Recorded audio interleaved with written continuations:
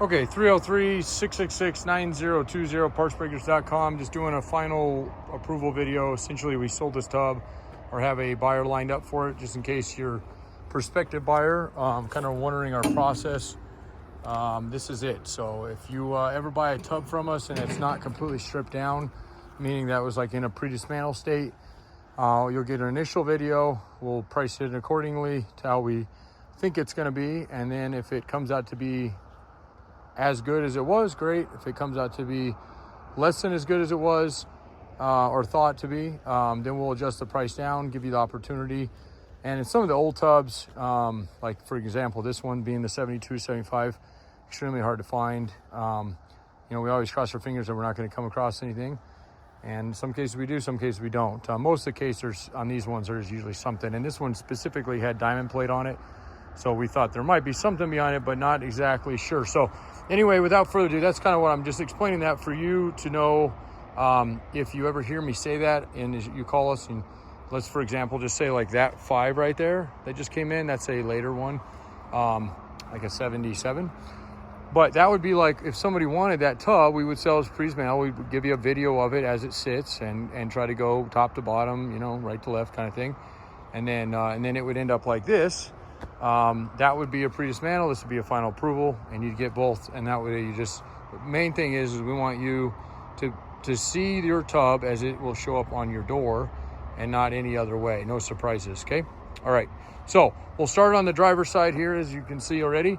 And most of these things that I'm pointing out are things that we've already come across, like the antenna or whatever they had here, top kit, the cowl, firewall area, nice and clean as we thought.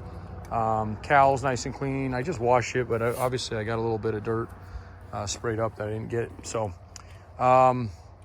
driver's side, pretty clean. They're actually really clean. It's got a couple small spots here and a couple little holes here. Now, if you look in the background here, with that Hotsy, and we just made that trailer. Actually, it's kind of a mobile unit now. We're having washies up front. But anyway, that puts out about 4,500 PSI and about 300 degrees heat. So that's another thing you kind of get too, is sometimes it's a little hard to see certain things. Sometimes we kind of know, okay, we're going to have a little bit here. That's not as good as like a sandblaster, although you got to be real careful with tubs and sandblasters anyway. But that really does allow us to kind of get in there and hopefully clean out, if not clean out, at least anything that's potentially weak, whether that be filler or whatnot. It just blows through it pretty easily. So, and that was the case here. Well, that was the case, and also the diamond plate that was holding there. So a little bit there. So we would adjust down a little bit, or we will adjust down a little bit for this. Not much, because this isn't too bad. I'll show you the floors in just a second. So coming around the rear, this is all pretty good. These both had corners on them, so on that side's great. Corner guards. I mean, this had diamond plate as well, so didn't really know what we had under here. This side is excellent. Lower rocker of the tailgate, excellent. Down to this corner, excellent. And then you got here, this one we didn't see, so this is definitely gonna be a patch job there. And it looks like somebody had sprayed over it, probably to maybe help mitigate any future rust. The nice thing about this tub is it was rust and not dented in some ways. In some ways that's good, because oftentimes what I see, if they're dented behind diamond plate, there's a ton of filler in them.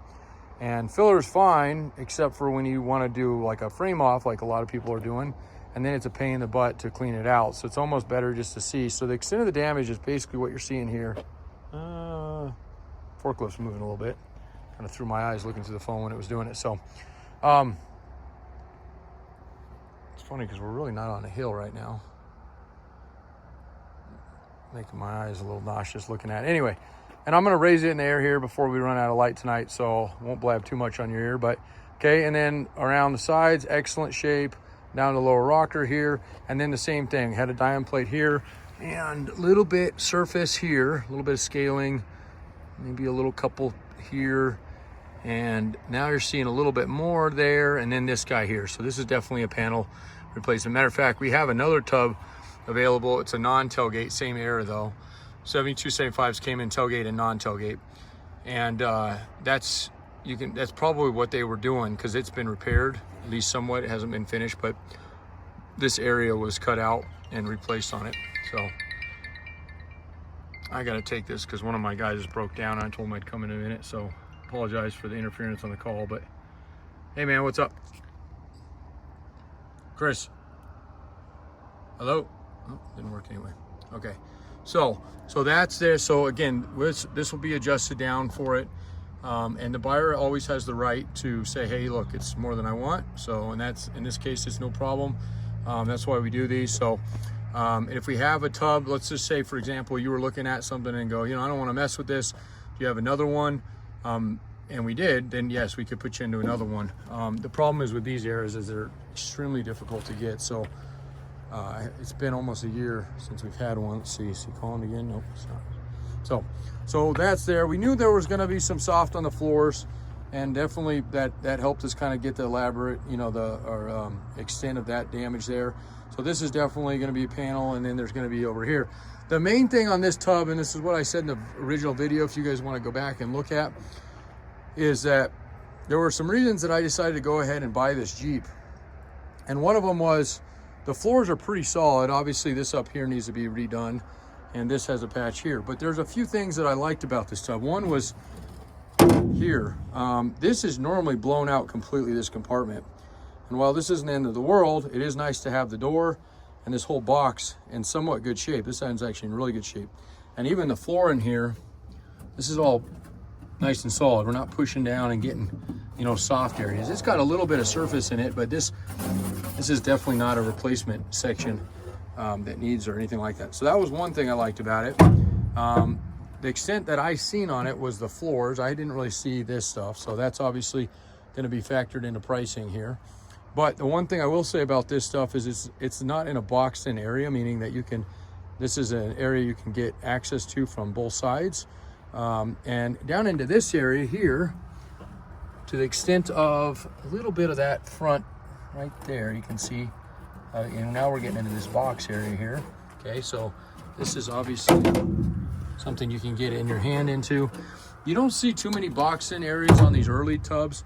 Yeah, a lot of times when I mention that, it's usually on the later stuff that has a lot more box in areas, but I still like to mention it because I still consider the torque pockets on the bottom being boxed, and that's really when you see it lift in the air here, so you'll see that. So again, this is an area that you can get into both from the outside and inside, and you notice I'm getting up close and personal. You know, I'm not afraid to pick anything out of here.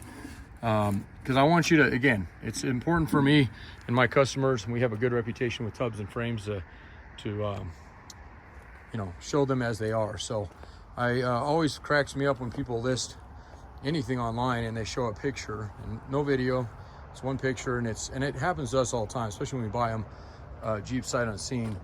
You know, we'll, you know, they'll have 100-foot back and yada yada yada. So okay, so again, just showing those there, and then we'll go back to the driver's side here. Again, we knew there were holes here and quite a few on the driver's side as far as replacement panel. But if you look deep in here, these are the torque pockets. You can kind of see through here, right?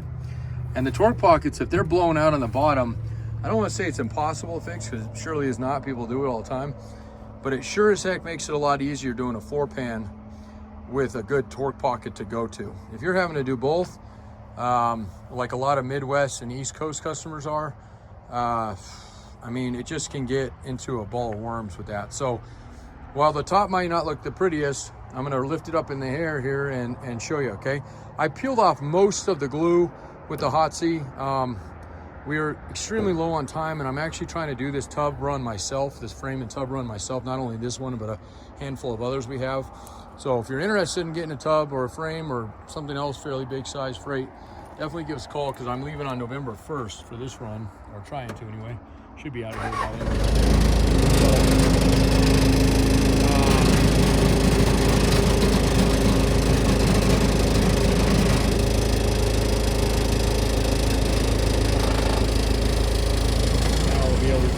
Close and personal on the underside of it. So torque pockets, if you don't know what I was referring to, these are called torque pockets, and they're probably referred to that naming as more of a later on the YJs and TJs, but I've adopted the name on the early ones because it's essentially the same thing.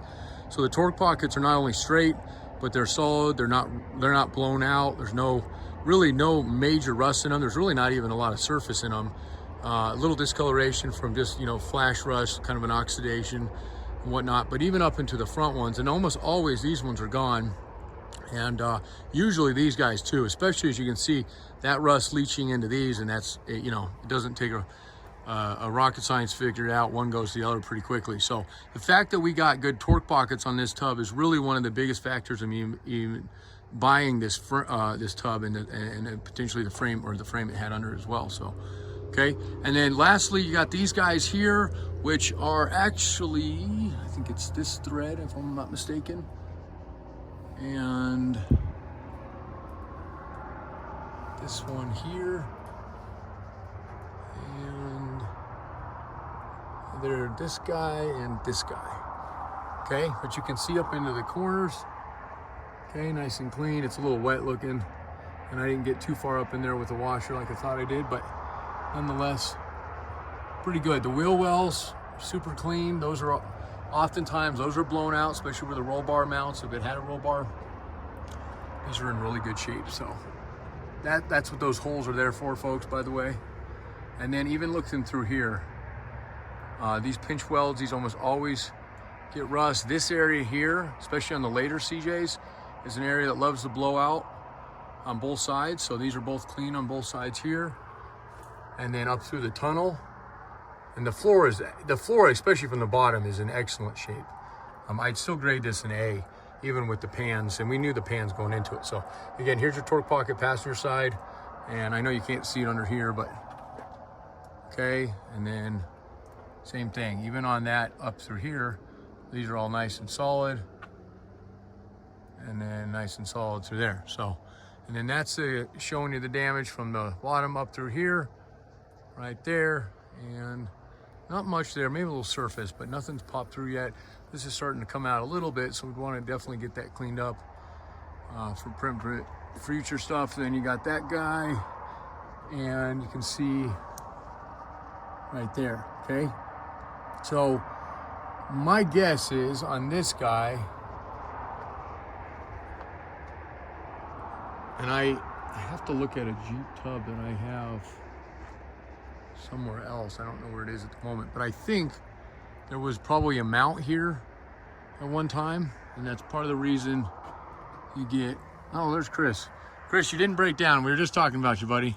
No, I had engaged the other fuel tank. And then it kicked on? It was just that. So it was out of fuel. Well, we know now. We know. Does the mileage, does the odometer work on the thing? Yeah. Just one of the fuel tanks doesn't register, another one does. Oh, it does. I didn't realize. I didn't know that either. So you know what you might do though, next time you fill up the one that ran out on you, is just record the mileage you get out of a full tank. That's what I'm gonna have to You'll do. probably have to run out of gas again somewhere to know that, but We talked about it already. but if you do that, it